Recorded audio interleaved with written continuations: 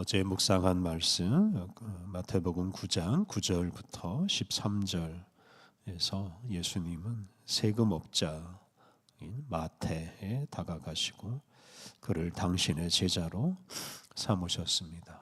그리고 그 후에는 많은 세리와 죄인들과 함께 잔치를 벌이셨습니다. 예수님은 당시 사회에서 죄인으로 또 더러운 사람으로 여겨지던 사람들을 거리낌 없이 만나시고 그들과 함께 음식을 먹고 마시며 잔치를 벌이셨습니다. 예수님은 산이나 광야에 들어가서 금욕 생활을 하는 그런 수도사들과는 완전히 다른 생활을 하셨습니다. 세리와 죄인들과 어울리고 그들과 함께 먹고 마시는 예수님의 모습이 다른 사람들의 눈에는 방탕하게 보였을 수도 있습니다. 오늘 본문은 세례 요한의 제자들이 바로 그런 예수님의 활동하는 모습을 보고 그것에 대해서 문제 제기를 하는 이야기입니다. 14절 말씀, 요한의 제자들이 예수께 나와 이르되 우리와 바리새인들은 금식하는데 어찌하여 당신의 제자들은 금식하지 아니하나이까? 요한의 제자들이라고 하였는데요, 이들은 세례 요한의 제자들을 가리킵니다. 세례 요한의 제자들이 예수님께 와서 자신들과 바리새인들은 금식하는데 예수님의 제자들은 왜 금식을 하지 않느냐고 물었습니다. 예수님과 예수님의 제자들은 금식하지 않고 앞서 말한 대로 먹고 마시고 잔치를 벌이고 살았는데 그것에 대해서 이렇게 문제 제기를 하는 것입니다. 마태복음 3장을 보면 세례 요한은 광야에서 메뚜기와 석청, 들꿀을 음식으로 삼고 또 짐승의 가죽을 옷으로 삼았습니다. 세례 요한은 이런 문명의 혜택을 거부하고 극도의 금욕 생활을 하였습니다. 세례 요한의 제자들은 바로 이런 세례 요한을 본받아서 금식을 포함해서 금욕 생활을 하였습니다. 이 세례 요한과 그의 제자들은 곧 메시아 또는 하나님께서 오셔서 하나님의 나라를 완성하실 것이라고 믿었습니다. 그리고 그 하나님의 나라가 이루어지기 전까지는 금식하고 금욕해야 한다고 생각했습니다. 하나님 나라가 완전히 이루어진 후에 그때 비로소 잔치를 벌일 수 있다고 생각했습니다. 바리새인들도 그와 비슷하게 살았습니다. 바리새인들은 자신들이 금식하고 철저하게 율법을 지키며 살면 하나님 나라가 더 빨리 이루어질 것이라고 믿었습니다. 바리새인들 역시 하나님의 나라가 아직 이루어지지 않았다고 생각하고 금욕 생활을 통해서 하나님 나라가 이루어지는 것을 앞당기려고 하였습니다. 그런데 예수님과 예수님의 제자들은 금식하지 않았습니다. 마치 하나님의 나라가 다 이루어진 것처럼 생각하고 잔치를 벌였습니다. 세례 요한의 제자들은 이런 모습에 불만을 품고 어찌하여 당신의 제자들은 금식하지 않습니까? 라고 질문하였습니다. 예수님은 이 질문에 혼인잔치가 벌어지는 집을 예로 들어서 대답하십니다. 15절, 예수께서 그들에게 이르시되 혼인집 손님들이 신랑과 함께 있을 동안에 슬퍼할 수 있느냐? 그러나 신랑을 빼앗길 날이 이르리니 그때에는 금식할 것이니라. 혼인잔치에 온 손님들이 혼인하는 신랑이 보는 앞에서 슬퍼하거나 금식하지 않습니다. 혼인잔치에 간 사람들은 신랑을 위해서 또는 신부를 위해서 맛있게 먹고 흥겹게 노래하면서 즐겨야 합니다. 혼인잔치가 벌어지는 곳에서 이렇게 신랑과 함께 먹고 마시고 즐겁게 노는 것이 예의라고 할 수 있습니다. 다만 신랑을 빼앗기는 날이 오면 그때는 슬퍼하고 금식할 것입니다. 이 비유에서 신랑은 예수님을 가리킵니다. 신랑은 혼인잔치에서 가장 중요한 사람입니다. 신랑이 있어야 혼인잔치를 시작하고 또 계속할 수 있기 때문입니다. 그리고 이 혼인잔치는 세상에서 벌어지는 잔치 중에서 가장 기쁜 잔치입니다. 그래서 이 혼인잔치는 하나님 나라에서 벌어질 잔치를 가리키는 것입니다. 신랑이신 예수님께서 세상에 오심으로 바로 이 세상의 가장 기쁜 잔치가 벌어집니다. 그것은 예수님과 함께 이 땅에 하나님 나라가 임하였기 때문입니다. 예수님과 함께 먹고 마시는 사람들은 예수님과 함께 하나님 나라가 임했다고 믿습니다. 그래서 금식하지 않습니다. 먹고 마시고 흥겹게 잔치를 벌입니다. 여기서 우리는 예수님과 세례 요한의 제자들의 근본적인 차이를 알 수 있습니다.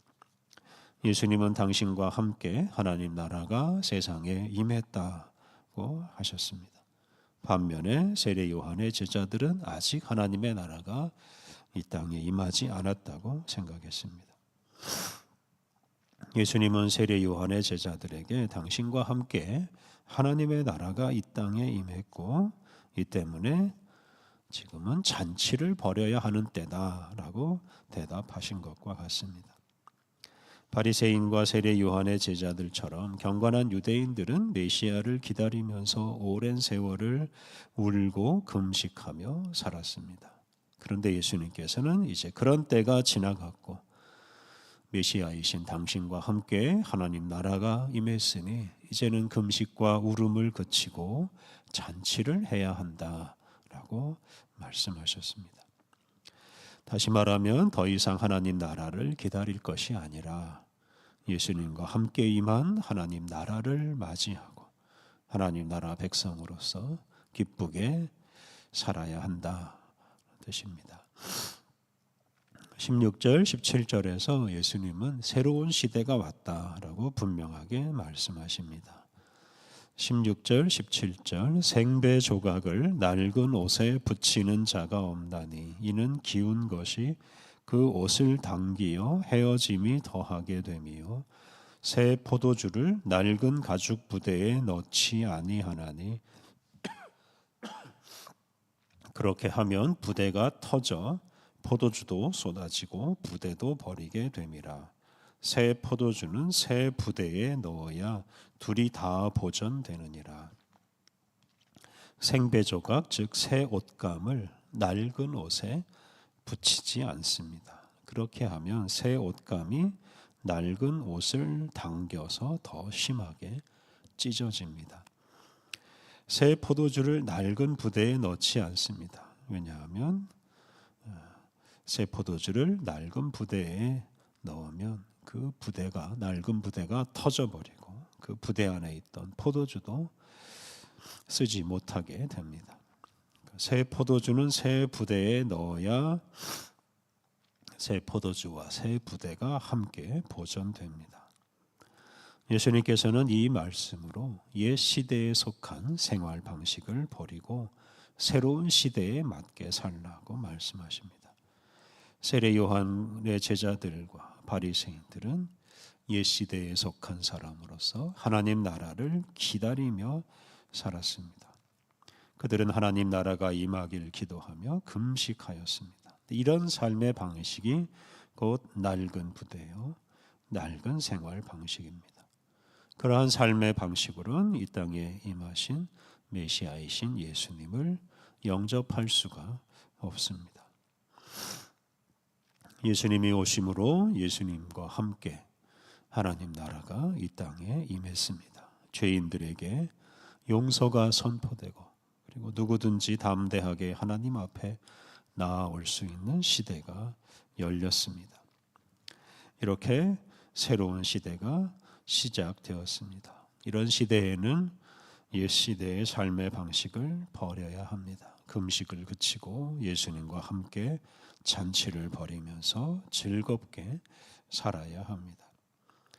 예수님의 시대는 새로운 시대요, 또한 은혜의 시대입니다. 우리는 이런 은혜의 시대를 새로운 방식으로 살아야 하는데요. 슬퍼하고 금식하기보다는 기뻐하고 잔치를 벌여야 합니다. 사람을 정죄하고 미워하고 심판하기보다는 사람들을 용서하고 하나님의 자녀로 용납하면서 사랑해야 합니다. 우리는 예수님과 함께 이 땅 위에 하나님의 나라가 임하고 그 나라가 왕성하게 확장하고 그리고 예수님이 다시 오실 때 완성될 것이라고 믿습니다. 이런 믿음을 가진 우리는 지금 여기서 하나님 나라 백성으로 살아가야 합니다. 특히 우리 교회의 지체들, 이웃들과 함께 예수님을 찬양하고 함께 잔치를 벌이면서 이 세상에 지금 하나님의 나라가 확장하고 있다는 것을 알리고 또 함께 기뻐해야 합니다.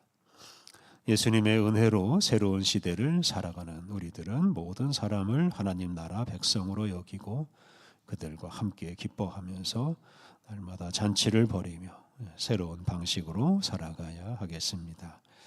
우리 함께 기도하겠습니다. 하나님, 주님은 예수님을 세상에 보내셔서 새로운 시대를 여셨습니다. 죄인들이 용서받고 주님 앞에 나와 주님과 더불어 잔치를 벌이는 은총의 시대를 여셨습니다. 하나님, 우리가 예수님의 은총을 힘입어 이 새로운 시대를 새로운 방식으로 살게 하옵소서. 슬픔을 거두고 기뻐하게 하옵소서. 움츠러들지 않고 모든 사람을 하나님의 자녀로 대하고 그들과 함께 즐거운 잔치를 벌이게 하옵소서. 은혜로우신 하나님, 계속되는 추위에도 우리를 보호하여 주시고 우리를 이끌어 주시니 감사합니다. 오늘도 온종일 주님과 동행하며 주님의 따뜻한 사랑을 우리의 마음에 품고 우리들이 가는 곳마다 추위에 떠는 이들, 슬퍼하는 이들을 위로하며 살게 해 주옵소서. 오늘 모든 일정을 주님께 의탁하오며 예수님의 이름으로 기도드립니다. 아멘.